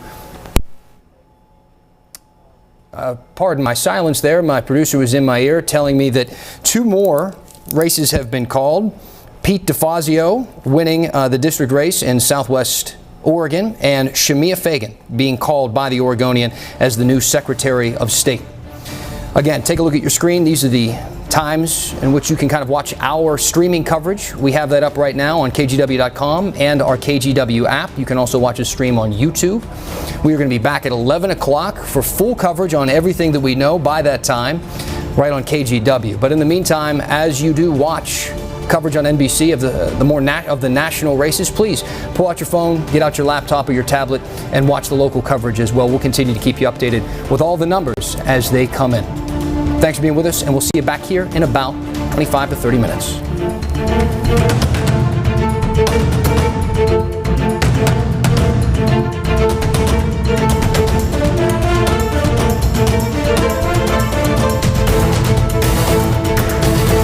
And welcome back to our local coverage here on KGW.com and on your app and on the YouTube page and all our social pages. We want to check in on the Congressional District 4 in Oregon. This is between Peter Defazio and Alex Skarlatos, and the Oregonian has called this for Peter Defazio with 53% of the vote to Skarlatos' 45% of the vote. This was a really tough race in a district whose demographics are really changing, with more Republicans in that district, especially along the South Coast. I want to check in with Rebecca Tweed, our political strategist, who also she was the campaign manager for Newt Bueller's gubernatorial campaign in 2018. Rebecca, tell us a little bit about what you're thinking about this race. Sure. Well, I think that margin is wider than expected, but for Alex Skarlatos to get 180,000 plus votes is pretty remarkable. And I think that that's going to continue to reflect the dynamics that are changing in that district, right? That you have that many folks coming out to vote for a Republican, to take on a challenger, to have millions of dollars contributed. Well, the votes tonight and that margin of a win for Congressman Defazio doesn't reflect some of that. From a political behind-the-scenes standpoint, that's actually a really significant race. And it has, I think, further impacts going forward for Oregon and for Republicans. So I'm sure that Alec is disappointed tonight, and congratulations to Congressman Defazio for being reelected. I do think those types of numbers, and actually what we're seeing around the state with turnout being the highest that it's ever been, with Republicans getting the votes they're getting, with measures, tax measures that are passing and campaign finance reform passing. Overall, to me, my takeaway from the evening is that voters in Oregon are looking for accountability and transparency. And when you have votes that are coming out this high against some of our sitting congressmen and legislators, that's what that message really sends to me. So I think it'll be interesting to see how Congressman Defazio addresses the fact that 185,000 people voted against him, and how he'll reach out to those voters to make sure their voice is heard in Washington, D.C. Let's talk about Alex Skarlatos. I mean, the Democrats really threw everything they could at this race. We saw ads in the Portland market, which is very unusual for the 4th District because there's only a tiny sliver in our viewing market. They were very worried about this race. Skarlatos seen as a rising star, called an American hero because of helping to stop that terrorist attack on a Paris train in 2015. What do you see as his role in the future of the Republican Party in Oregon? Well, I'd be very hopeful that Mr. Skarlatos will stay involved in the campaigns and stay involved in the political scene that we have. I think he really reflects a different amount of energy, and I know that's a term that we've continued to use. We've used it in reference to civil unrest. We've used it in reference to wanting people to see change. And I think what he has brought is a different energy and a different brand maybe for what we've seen out of Republicans that have come from that district. He looks different than other folks who have run. And I think that that's the type of Republican candidate that we'll need if the Republican Party is going to be successful going forward.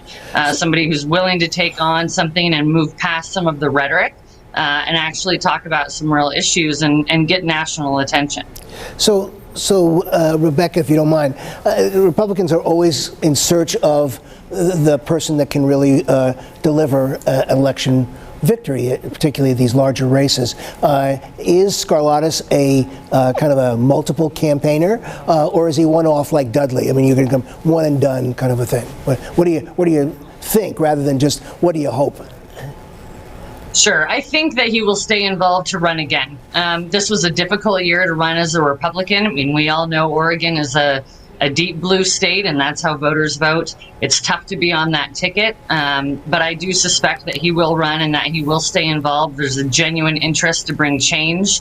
I think, the brand that he brings with his heroic background, which is very well respected and important to people, that's going to continue to be something that I think we need to see going forward. So I expect him to stay involved. I think moving into the next year, 2022, will be a different year for the electorate than it was for 2020. So I expect that to be the case. I think we'll see that from a number of candidates in Oregon this year. Rebecca, I wanted to get your input on District 2. It has been called for Cliff Bentz, of course, the seat that was left vacant by Republican Greg Walden, who retired after holding the seat for more than 20 years, and wanted to see what you thought he was going to bring to that seat. Of course, he has been a politician in Oregon for some time. He was one of the people who was up front leading the walkout over the cap and trade bill when the Republicans walked out and stopped the vote there. It's also an area that has been devastated by wildfire, and wondering what you think his trajectory is now. Sure. Well, I think Congressman-elect Bentz, congratulations to Cliff Bentz on this. As a legislator, he was very well known for being a paper pusher and a calculator on PERS reform and tax issues, and really gets into the details. I think that's the type of skill set that he will take to Washington, D.C. Obviously, he has an agricultural background and has grown up and lived in that community, which is a big deal. But he's been very, very involved. And I think that Congressman-elect Bentz will go to D.C. As Len said, it's pretty different than going to Salem. But I've spoken with Cliff about this, and I think he's going to jump in and do what he can to do the work and make sure that folks are represented. And thankfully, he's coming in behind Congressman Walden, who's done that work. So there's not a push for change or a push for a different message. But I think the detail-oriented and the drive to really make sure that constituents are getting what they want is going to be what he's going to fight for, and he'll continue to do that. So I think we'll see a consistently conservative voice in D.C., which is what that district needs, but also somebody who's away from the rhetoric and wants to talk about the reality for the constituents. On the subject of the future of the Republican Party in Oregon, as we look ahead to 2022 in the governor's race, it'll be a wide-open governor's race. Who do you see emerging as running for governor for the Republican Party? Do you think Newt Buehler will make another crack at it? Some of those are secrets we can't share on TV, but I know that. I was hoping. I know that there have been a lot of discussions about this. Obviously, something that Republicans have been looking towards, not just the party, but other leaders, business leaders, other organizations that are looking towards what that looks like. Frankly, what happens tonight in Oregon with the campaign finance reform, the Secretary of State. We've talked about the rumors of Governor Brown possibly having a cabinet position if Biden wins the presidency. There's going to be a lot of changes in 2 years that will really impact the dynamics for how we can run candidates, let alone who those candidates are. But I know that planning has been taking place And if I could share secrets, I would, but that's why they're secrets. Come on. You can't blame us for trying. I would like to stay on between us. Yeah, right. I would like to stay on that train for just 1 second as we talk about kind of the future of these different positions. You know, you have Governor Jay Inslee defeating Lauren Culp, and that was something that was expected to happen. But Lauren Culp, who was a controversial Republican candidate, kind of opened a couple of eyes and surprised a lot of people. Of course, he was a sheriff of a very small community. He was very outspoken against the mandates against wearing masks and all of the restrictions surrounding COVID-19. And it caused a little bit of controversy during the election, but he kind of surprised people, both with the number of votes he was able to get tonight, but also with some of his skills that he showed during the debates. I was wondering if you think there is a future for him in the Republican Party in Washington. I think that's very possible also. I mean, I think what we're seeing are very strong candidates that are very partisan, right? And there's a base, and the base is getting louder and louder. Not necessarily more of the base, not necessarily more Democrats or more Republicans, but the ones that are voting are coming out. And we're seeing that turnout, and we're seeing the Gen Z that Rukiah was referring to start to come out. And so when you have a candidate that's been able to get that number of votes and get that strength and get some of that attention, I think it would be very unusual for somebody to just then fall off the face and decide not to run for something else. And voters that are putting their investments into these candidates, that's really what your vote is, are going to expect something for that even once you lose. So I think we'll see that probably across the country, but certainly in Oregon and Washington. I expect a lot of the players that have run to continue to stay involved and to continue to try to be elected or get in a role in some other way. Campaign finance reform will change that. It will change the way that candidates run. So I think that's something we have to look at over the next 6 or 7 months as that gets developed out. That'll have an impact on candidates. But Lauren Culp brought a different message. He brought something that I don't think Governor Inslee was expecting. I don't think that Washingtonians were expecting to have a competitive campaign. Certainly it's a wide margin again, but remember the percentages are, you know, between the candidates. You have to look at how many votes they actually got, or at least that's what I do. There's some strong messages and strong support behind both of them, actually.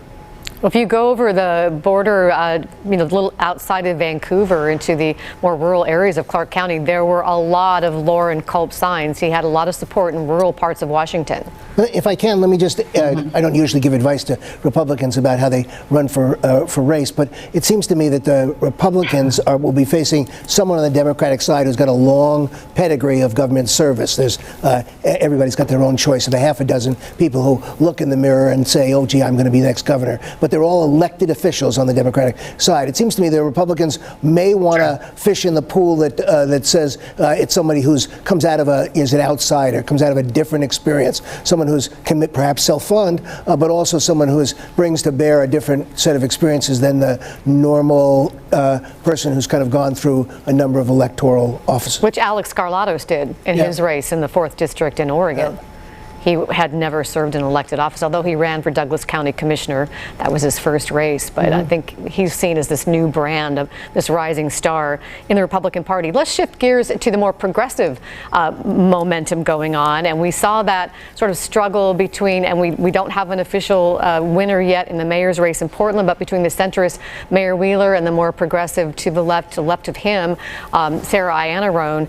And I want to ask Rukiah Adams, this is something we're also seeing in the Democratic Party, this tug of war between the center and the left, the more progressive momentum. Do you see this just as a Portland movement, or do you see it sort of carrying out into the national movement? Portland is always a leader in progressive politics.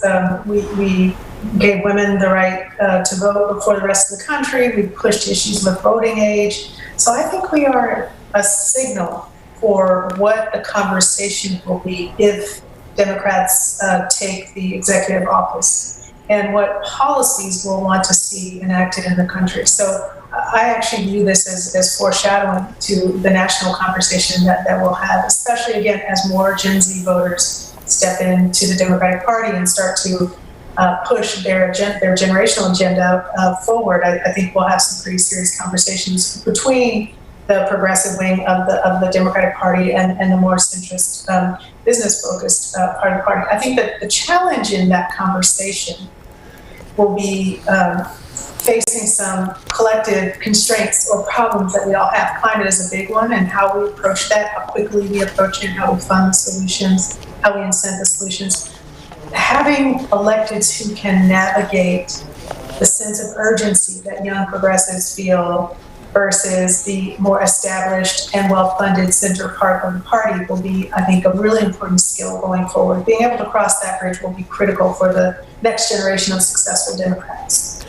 Another element of the Democratic, in addition to the what Rukaya's correctly identified, are women in running and successfully in Oregon. You have to look to some institutions like the Emerge group that's put through about 70 candidates this time up for election, recruiting them, helping train, supporting, and whatever. So that I think that has dramatically changed the nature of Oregon politics for the better, and really for in terms of the future. So we're going to wind up seeing, I think Rebecca mentioned this earlier on, we're going to wind up seeing a couple of top women running against each other in big races in the future. But we're also going to see more and more women, women of color, who are going to be recruited and supported as they move forward into the political scene. Oregonians can kind of tip their hat to Emerge as an organization that's made that happen.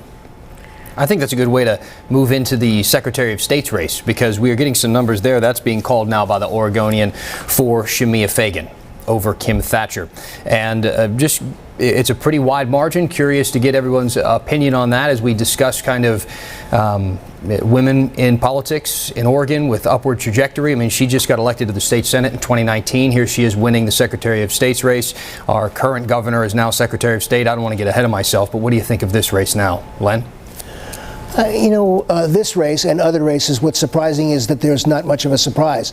Shemia was really, kind of a candidate that was running in a blue state. The surprise probably is that she underperformed a little bit, maybe, when you look at the numbers that are showing on our screen. But she is really a star rising and a tough candidate, very bright. We saw it in the debates that she had here on KGW and in other places. She's a very fierce and strong person with not afraid to put her values right on her sleeve and let everybody see them. So I think that was not a surprise. She had more of a profile, I think, than Kim had in the metropolitan area.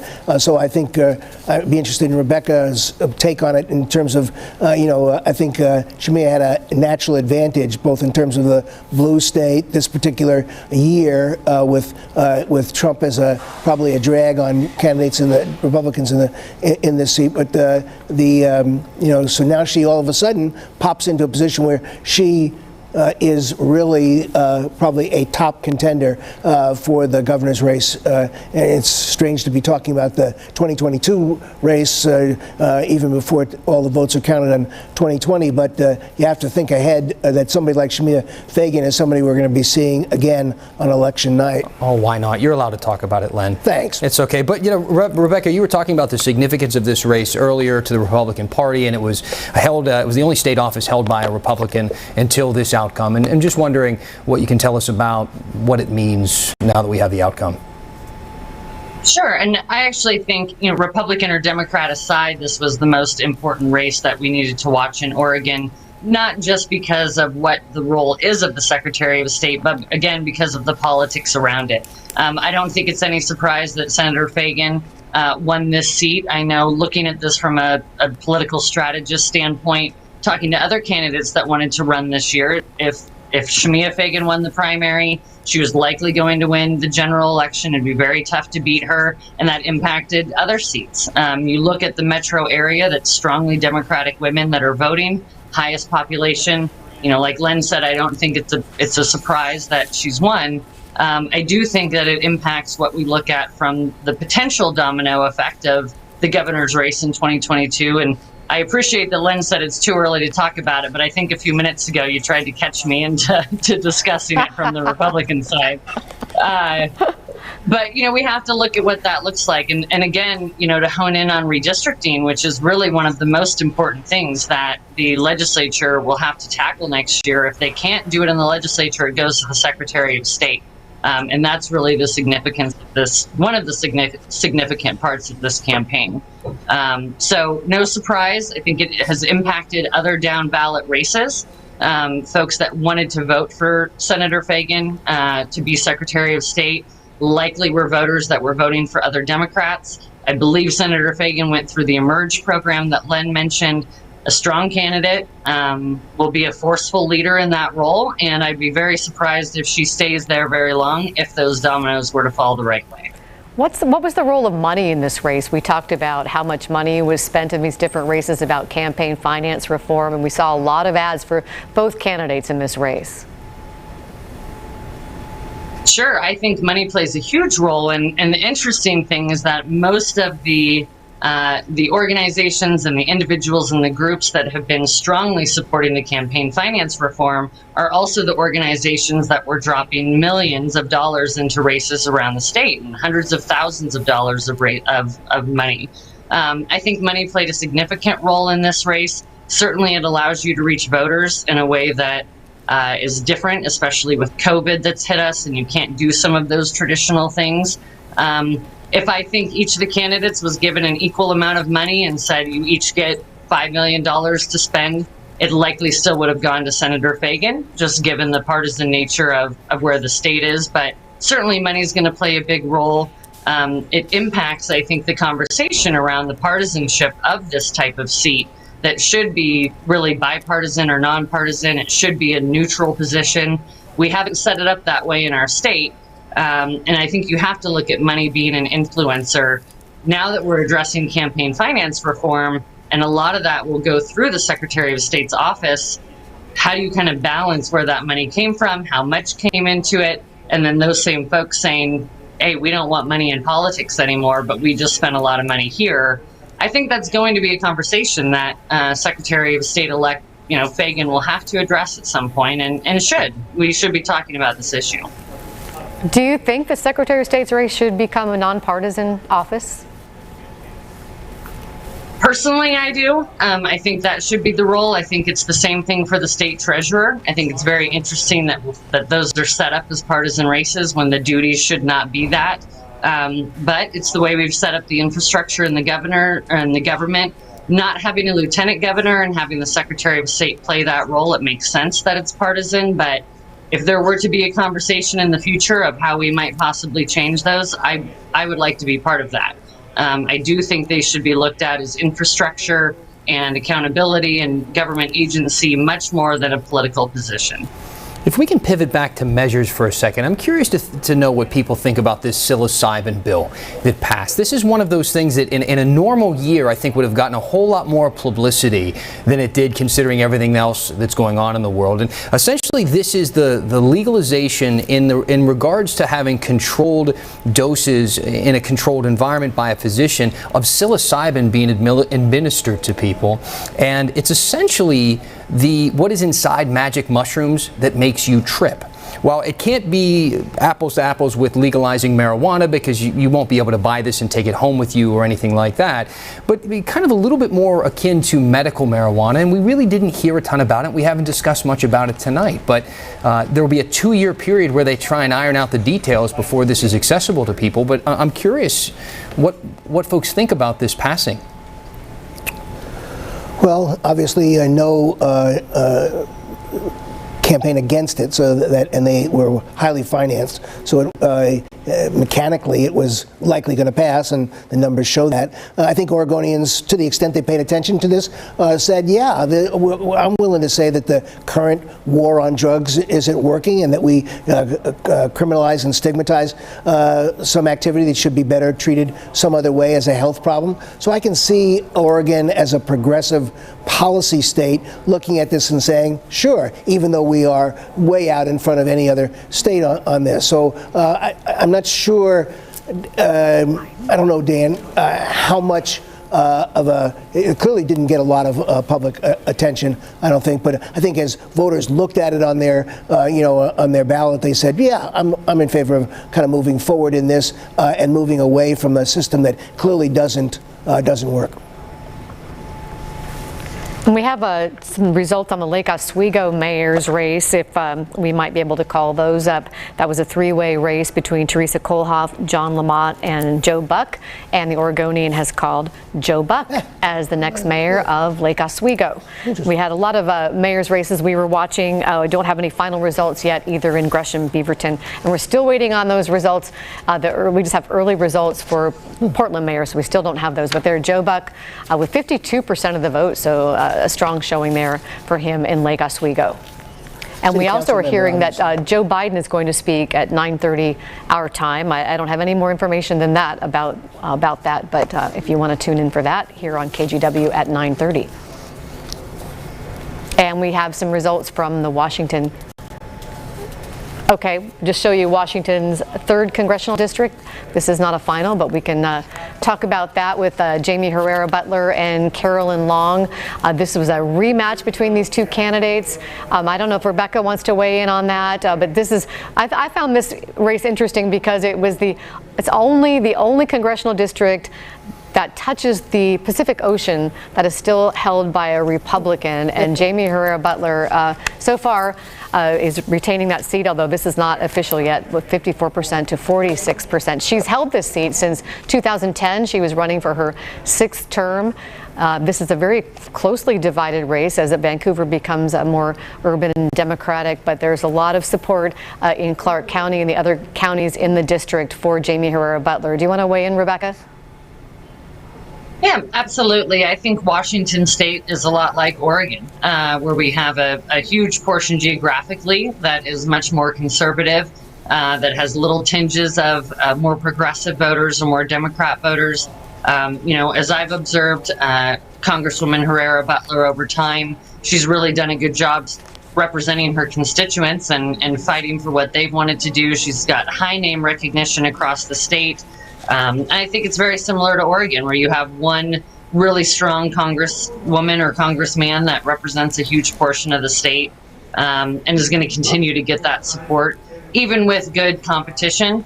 And Carolyn Long has done that. They've obviously run against each other before, but voters sometimes are just going to come home and they're going to vote for somebody that they've trusted and voted for before. And I think that's what we're seeing in this race. Clearly, Democrats saw a huge opening there because of or a potential opening anyhow, because of how close that first race was. Again, I don't know how the numbers are going to shake out at the end, but it appears that Jamie Herrera Butler has created even more of a gap, at least by what we're looking at right now. Are you surprised by that, considering just kind of how ugly the race got at times if you were paying attention to the ads only that were running on the screen and not necessarily the messages coming specifically from the candidates?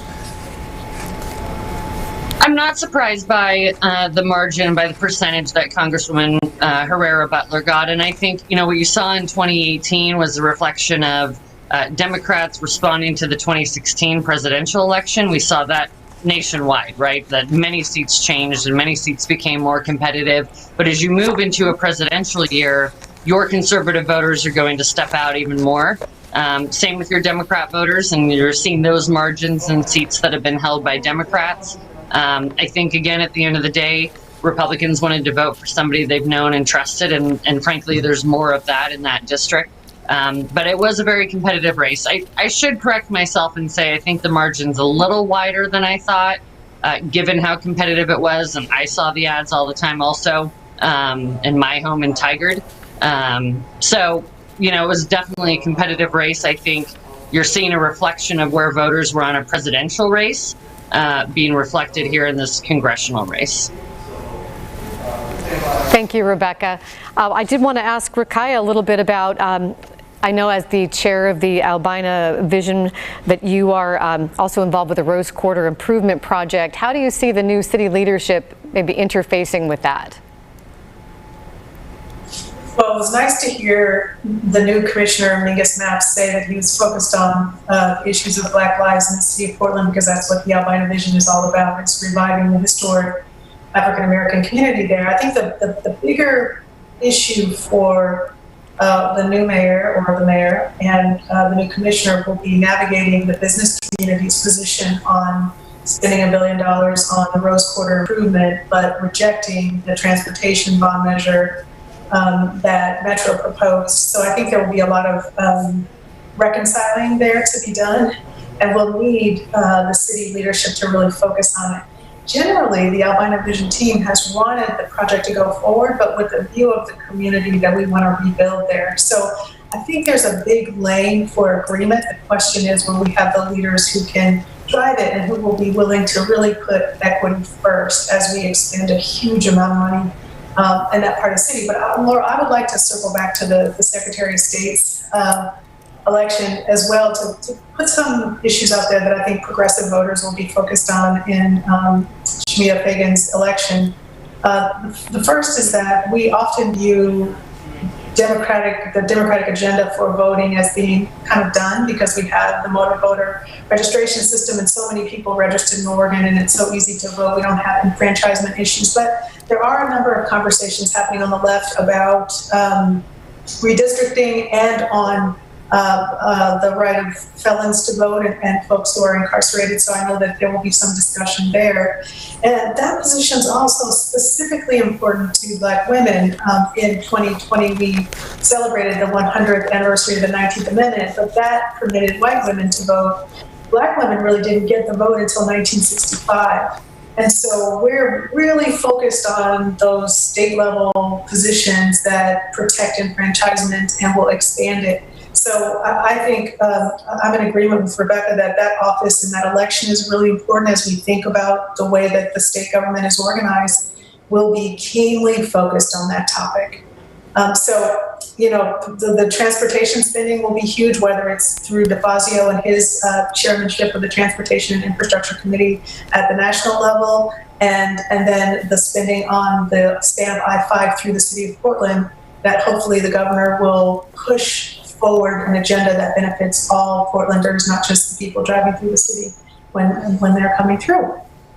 Rakaya, thank you. We should mention the Metro Transit tax has failed. We have those results in now being called by the Oregonian. We want to take a look one last time at the numbers in the mayor's race, which has yet to be called.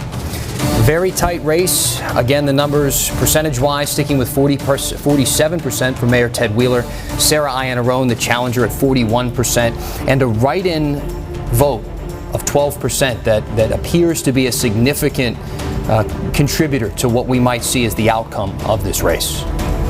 And we want to remind you that Vice President Joe Biden will be speaking at 9:30 our time right here on KGW and KGW.com. And that concludes KGW's digital coverage of the November general election, but we're not quite finished yet. We will be back on air, KGW News at 11 o'clock. We're going to wrap up all of our coverage, dive deeper into some of these results as we still wait for some of them to be learned. In the meantime, you can stay with us on our social media platforms, KGW.com. All of our social media platforms will keep you updated throughout the evening as long as following our reporters. Thanks for joining us. Enjoy your evening. We'll see you soon.